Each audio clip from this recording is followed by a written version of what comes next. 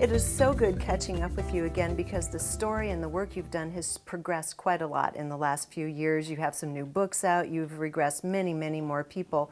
And what I love about what you're doing is this mosaic of individual experiences that is creating a larger picture of where we're headed as a species and where the earth is headed itself. And Dolores, what I'd like to start with is this whole notion of first the volunteer souls that have come for this time, and then start working through the wave 1, 2, and 3 people that have been born, their jobs and how they're executing it and what their source is. Okay, because since we worked together, I've done a lot more work and gone into a whole different direction than I was before. And a lot of it is focusing on the new earth that we're moving into. And these times right now with the changing of the vibrations and the frequencies, that everything is different. This is a very exciting time to be alive. But that's one thing that people want me to talk about is the 3 waves of volunteers. We get thousands of emails saying, I know I am first wave, I am second wave. They're identifying with it because they said for the first time it makes sense to them. Their whole life they have felt something wasn't right. Mm-hmm. And now it begins to make sense as we start giving the, what I want to call, not the symptoms, but the characteristics of the 3 waves. But to know about the 3 waves, I'm not going to have time to go back to the whole beginning. No. But it has to do with the ETs and the way they have watched over the earth since it was created, because they're the ones that created us and the seeding of the planet Earth. And they've been there all through Earth's history watching us and taking care of us. And whenever something was needed in our timeline, they would supply it. Like whenever we needed learn about fire, we learned about agriculture, all of this was brought in at those times. And every time something is supposed to be in our timeline, a new invention or something, they help it to get here. And in the old days, they were thought of as gods and goddesses because they lived among the people to teach them what they were supposed to do. Now they can't do it. So that whenever something is needed, a new idea, a new invention, it has to be in our timeline, it is put into the atmosphere. And then whoever invents it gets it. They don't care who does. And you know, there are many people all over the world working on the same invention at the same time. Mm-hmm. Well, this was going along rather smoothly because they said a lot of times they would give us something and we turn around and use it for the wrong reason. And you got to remember, this was a planet, they said, give this beautiful planet a creature with intelligence and free will and see what they do with it. Yes. So that's what they've been allowing us to do, these things. The grand experiment. And the prime directive is the one on Star Trek of non-interference. You cannot interfere with the development of a civilization. So they've been watching us and observing us. And every time they would give us something, we turn it into a weapon or something like that. And I asked them one time, isn't that interference to give us fire, give us agriculture? And they said no, because that is a gift we give you at one time at your point of development. And then what you do with it is free will. And as we turn it around and use it negative, that's our free will to do that. And I said, well, can't you come back and tell them they're doing it wrong? They said, no, because that is interference. That's what's not allowed. So this brings us up to the 3 waves. Because at the end of World War II, when we dropped the atomic bomb, it really got their attention. And if you remember, at the end of World War II is when the big UFO flap began. Yes. And we began seeing... And then the response to it in 1947, Project Blue Book, all these different all responses. All of it started at the end of the war. Yes, the NSA. Because they were observing up until then, you know, shaking their heads, here we go through this awful World War II. But it was like we still had to let us keep doing what we were doing. But then we dropped the atomic bomb, and they got down here. They said, we better see what these kids are up to, because they should not have had this power yet. It was not supposed to be given to us until we could use it in the right way. It was supposed to be used positive.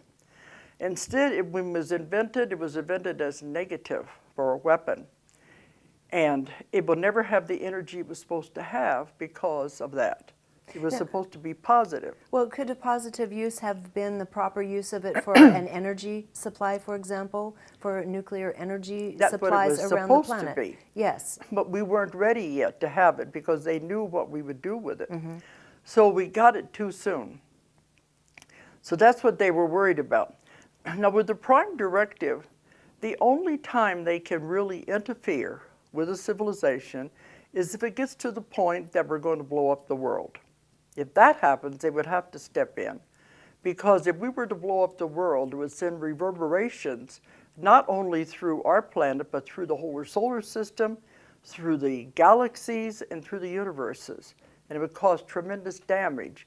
So you would think one little planet over here isolated in this part of the solar system wouldn't be important. But we have a multidimensional Earth, which it would have also impacted the other. Please take a drink. It would have also impacted the other dimensions Yes. of Earth. They and said we don't that stop also. to think about that. Yes. So the reverberations would have been felt wide and far if we had They succeeded said in this. it would be as though undeclared war on the other dimensions Yes. where there other civilizations are existing. So something like that happened, they would have to come in and stop it. That's the only way they could. So when the atomic bomb began, they were really upset about it because these kids are not going to know how to handle this. And they could very well blow up the world with it because they don't know what to do with it. So there are councils that are over all of these things. There are rules and regulations. Nothing is it's just by happenstance. Everything has rules and regulations that are put on it. So they go back to the council and they're telling them, oh, we don't know what we're going to do. We can't interfere. So it's like, what are we going to do? They couldn't just come in and say, stop this, because that's interference. So they said they had a meeting with the council, and it was like, we know we can't interfere from the outside. They came up with this plan that I consider to be brilliant. They said, what if we influence from the inside? So that was when they made the call, went out for volunteers to come and help Earth. So this would have been late 40s, early 50s Yes. then, that the first This wave... is where I tried to put dates and years on the 3 waves. Mm-hmm. My daughter says I might be a little too strict on it because some people tell me they think they are overlapping the ages that I've come up with. But it says to send out for volunteers, I'm sorry, pure souls that have never been to Earth before, have never been contaminated. See, most of Earth, the souls of Earth, are contaminated with karma. Many lives, one after the other, contaminating with karma, having to repeat it again and again, and we're still not working it out. Not learning. We're caught on the wheel of karma. So they said they knew we weren't going to be able to do it. We just come through this horrible war. We couldn't take care of ourselves. We can't take care of our own lives because of the repeating of karma. We couldn't do it. So the volunteers were asked to come who had never been on Earth before, never been in a human body. They were not contaminated. They were pure souls who were asked to come. Now in my work, none of the people I work with know this consciously. It's only found out whenever we do the sessions, it all comes out. Otherwise, they're just confused, troubled people. They don't know what they're doing here. But the first wave, the ones I call the first wave, had the most problem of all. They were the way showers, the beginners that had to come in. Now, when I do sessions now, the only time I have people going into past lives are those who have karma to be repaid. They're not going to past lives anymore. They're either going back to where they were on spaceships, they were living on other planets, living in other dimensions, even living as light beings. They were highly evolved, and they volunteered to come and help the Earth. Or they go back to the source. And I have whole sections in my book describing what everyone says the source is, God. They all describe it the same way. These are souls that have never been in any kind of a body at all. Can you imagine how traumatic it would be to come pure from the source and to this world Yes, now? I can. Very disturbing. Very But challenging. many people have done that. They go back to the source where they are one with God, where we all began. People are always asking me, they say in their session, I want to know where I'm from. So we're all from the same place. And they want to know, well, what about my home? I said, it's all the same place. They think of a home planet or something like that. That's not what it's about. It's all us. We all came from the source, from God, and that's where we all began. And when they're there, it is so full of love, and it's all this togetherness that they don't want to leave. Yes. So in the sessions, I asked them, well, why did you leave? It was so beautiful. I know they left because I'm talking to a body that's laying on the bed. Why did you leave? And they all say the same thing. We heard the call. They heard the call that went out, even to the other planets, to the space people, and to the ones who had never been out in from the source. We heard the call, Earth is in trouble. Will you go and help? And many of them describe meetings on the spirit side even, where they're saying, who wants to go and help? And I had one woman said, and I raised my hand. And she said, what was I thinking of? No, there you go. So here she is, and here many of them are. And this story, so there are these consistencies you're hearing. Oh, from I these do waves. thousands and thousands of people. Yes. When you get the same story for so many people, I put this all together like a puzzle, Yes. bits and pieces. So the first wave are the ones that had the most trouble. I guess you would say they were in their later 50s, some were in their 40s, but some people say they think the early 60s would fall into the same pattern. It probably will, because that's about how long ago that we post-World War dropped the II. bomb. But these are the ones who don't want to be here. They're very unhappy. They have good families, they have jobs, but they don't want to be here. They don't like it. They want to go home. They don't know where home is, but they know it's not here. They don't like the violence, they don't understand it, and many of these first waivers have tried to commit suicide at different points in their life to get out of here. I have a question at this point. If they came in and they went through the traditional thing that happens when you incarnate here, which is essentially a case of amnesia, and they don't understand consciously what they're doing here, what are they functionally doing while they're here to help shift those frequencies or further this evolutionary process? The first wave are just living like everybody else. It's the second wave that are doing different things. But the first wave are the ones who don't want to be here, and they wanted to commit suicide, and they've had a very hard time. But the second wave, I found, would be in their 20s, 30s, maybe some over into the 40s. And when I'm doing them, they said they are called antennas, generators. They're here just to generate positive energy to affect everyone else. Yes, that makes sense. My son is in that age group, and he and his friends are just beautiful beings who really do work toward generating communal friendships, supporting each other, non-judgment. It's beautiful. Well, they said those kind of people can walk through a crowded mall or a store, and their energy will affect anyone that is there. Yes. Not consciously, they don't realize what they're doing, but their energy is supposed to be generated to affect other people. And I've had people come and say, what's my purpose? What am I supposed to be doing here? And the second wave, they'll usually say, you're just to be. And they don't like that when they wake up. They say, but I wanted to be doing something. All you're supposed to do is just be and allow the energy to affect other people. Yes. But the irony of it is that a lot of the second wavers don't like people, and they don't want to be around them. Their energy bothers them. But they're supposed to be affecting people, so they stay home. So they're not doing what they're supposed to be doing. A lot of the second waivers, some of the first and the second do get married, but a lot of them don't want to because it's just It's just sticky, against it's dense, yes. And the second wave especially, they don't want to have children because they said having children creates karma, and they don't want to make any more karma. They want to do what they're supposed to do and get out of here. They don't want to be stuck here because if they create karma, they're going to have to stay. So many of them don't want children, and they work from their home. The second waivers do, so keep away from people. but they're very gentle, loving people.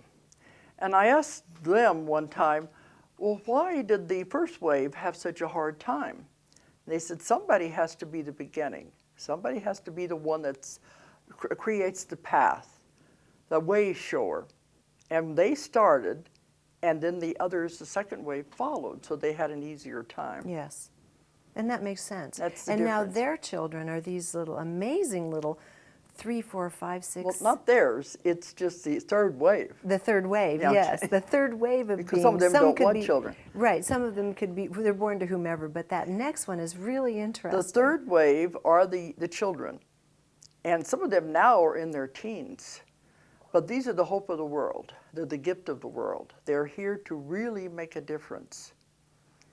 And of course, the last thing these children should be done is put on medicine and medication. Gosh. Oh. That's the last Let's not thing, even go because they there. are functioning at a different level. They have come in with all of their genetics, everything is in place, because they are a totally new species. And I've spoken at conferences about the new children where they're trying to educate the educators. And they have panels of these kids. And you know, they're always saying, well, they're disruptive in the classrooms. That's why they have to put them on the medication. And they've said at the conferences, the reason is they're disruptive is because they're bored. Yes. They said they say the teacher would ask them for an answer to a problem, a math problem or something. They tell them the answer. The teacher wants to know, how did you find the answer? And they said, I just know it. And to them, that's not enough. They want them to explain how they came by it. So that's very aggravating to one of these children. And another thing, they said they go over and over and over again the same material when I got it the first time. So they're bored. So what I was told to tell people, the teachers and the parents, is to give these kids challenges. But the other kids are doing the other stuff. Take these kids aside, maybe give them a special project, a paper to write, or something different that will challenge their minds. And they said, even if you just give them something, the younger ones, something to tear apart and put back together again. Yes. It's giving them a challenge. So they can use their creativity and their knowledge. Yes. Otherwise, they're sitting around, well, I don't, you know, I'm bored, I don't want to do this again. Give them something different. And that's how they should be treated. And they have a different way of thinking, because they do grasp everything so quickly. So what are they being, they've incarnated specifically for helping guide humanity, not just technologically, but in terms of science, in every which way, because of their ability to retain like knowledge? I said, they're the gift of the world. Yeah. Nova had a special, it's been a few years ago now, where some of these kids were 10 years old and have already graduated from college. Yes. And some of these have already formed their own organizations. And it's interesting that a lot of the organizations they have founded have to do with helping the children of the world. Yes. Yes, I'm aware So of that. this is where they are going.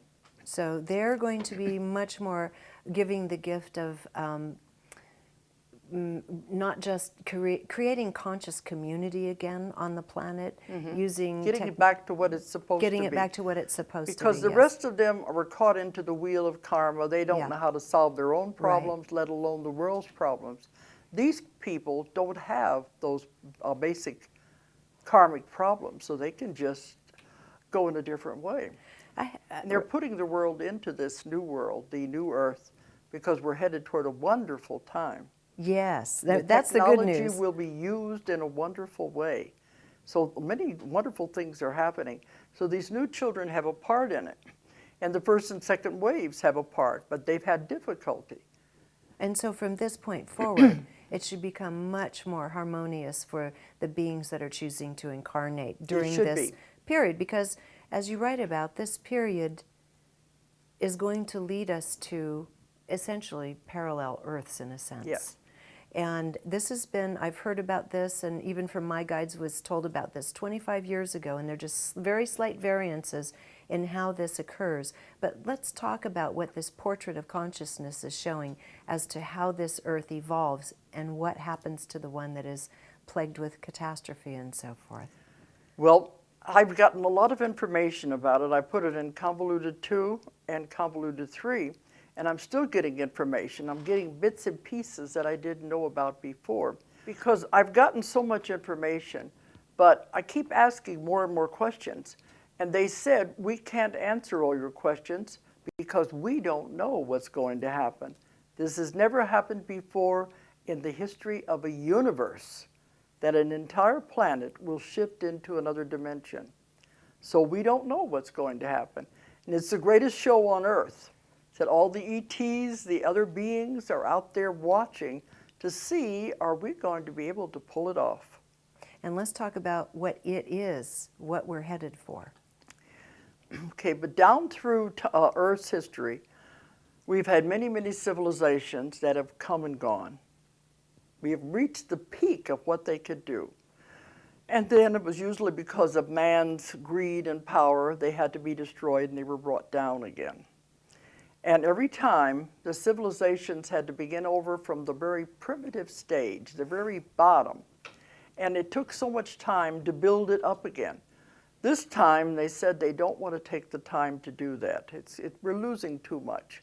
And the Earth is a living being. It is going to go into its next incarnation. It is evolving. It's going to go whether we go or not. It doesn't care if it takes the human race with it, because we're like fleas on a dog. Right. And it would just as soon we all disappeared. So that's why it's going to do its thing. But if we want to go with it, we're going to have to evolve also. But because it is moving, it is evolving, and the frequencies and vibrations are changing as it moves into this other dimension.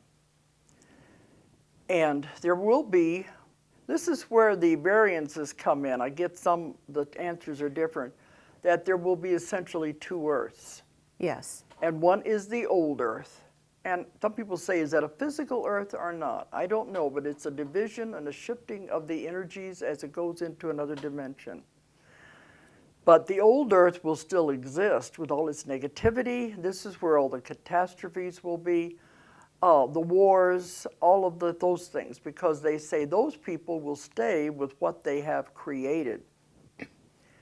And they have created that type of world. And in order for you to go with the Earth, you have to change your vibrations and frequencies to shift also. But you can't change your vibrations and frequencies instantly. It would destroy the human body. So the ones that are heavy into negativity, they can't shift that fast. So by the time they catch up, they won't be able to. Their vibrations and frequencies are so low, they will stay with the old Earth. But they said that doesn't matter. They'll get there eventually anyway. So it's as long as we make a wise choice and are willing to back it up with some wise action, it's all going to be good. This is a very important time to be alive. Many exciting things are happening. As many of you know, the great Dolores Cannon passed away. By her side for many years was her daughter Julia Cannon, who assisted Dolores with all of her lectures and trainings. When Dolores suddenly departed, Julia was also left to finish publishing some of Dolores's unpublished and unfinished works. She's here with us today to speak about her mother and one of her last books, Hidden Sacred Knowledge. And there will be more books beyond that. We still have Convoluted Universe 5, and we'll talk about all that in a bit. But let's talk about some of what she left you. What was happening when your mom left? Right. You had a pile there to deal with. What did she leave you with, and what did you start prioritizing? Well, she had this book, The Search for Hidden Sacred Knowledge. That book was pretty much done. She was almost finished with it. And she was like, okay, that book, she was like on the final read through, she was pretty much done with it. It's like, okay, so we'll finish it. Makes sense. Done. Right, let's just go ahead and do it. And then she had the Convoluted Universe, Book 5. She was working on those two pretty much at the same time. So that one was like right behind it. Now, the book we're talking about today is the last one she was working on. And let's go into that. And it's a series of regressions that are really dedicated to bringing forward people's regression experiences of hidden knowledge. Yes. So one thing your mom talked about is the world sacred structures, because these structures are featured in this book. And she learned over the course of these thousands and thousands of regressions that there was help building these structures. Right. This was not this was nothing by primitive people. Oh, Our absolutely. audience is totally on board with that and understands whether it was master beings, adepts of some kind that were here and embodied physically and taught the human species how to use certain technologies, or whether they did them with their own themselves. We won't argue that point. I mean, because that's still being revealed. Right. But there were a lot of people on Earth who knew of, were aware of, who witnessed, who worked alongside, and who were those beings. Right. And so in the beginning of the book, one thing that, came up, ISIS, the theme of ISIS in general, had kind of come up repeatedly through the book about this being an embodied person, not a mythological character. Just share a little bit about that. Well, and in general, what we're seeing are gods and goddesses, in general, were beings from other planets. They are from the stars. And they are beings that were here they came here, and then they were here to teach the humans how to learn to be. Okay, and then they were treated as gods and goddesses just because they were not from this plane. And so Isis would have been just another one of them. But yeah, she is featured heavily in this book. Probably the time element, but maybe just one. I wonder about that too, about why that message, why ISIS now? Why is that theme emerging? Well, and I think in the story that was brought up is that she was now, and then she's coming back, as I said, in the end times, but it's also, and then they describe the end times as being explain the end times. Well, they said the end times, not being that it was the end of times, but it was the change of consciousness again. So that being the end of that way of thinking. So I like that is the way that they're describing it, because that's another theme that was in Nostradamus. Yes. Again, they kept talking about the end times.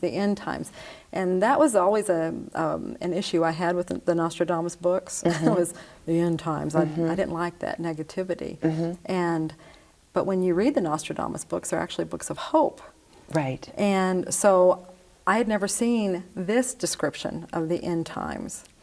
Interesting. And I thought that was associated with ISIS, what is that end time scenario like? Well, that's what they were saying. I mean, she's the sun goddess, and then here it's the end of, it's a change of consciousness. So here it's like the representation of new consciousness. So were here they she's coming saying that back, Isis would be coming back in physical form? That's what's as implying, a human being as again? a human being, yes. That's what it looked like when I was reading it as well. And again, we have to remember that when people are in regression, it's not like you become brilliant or a superhero.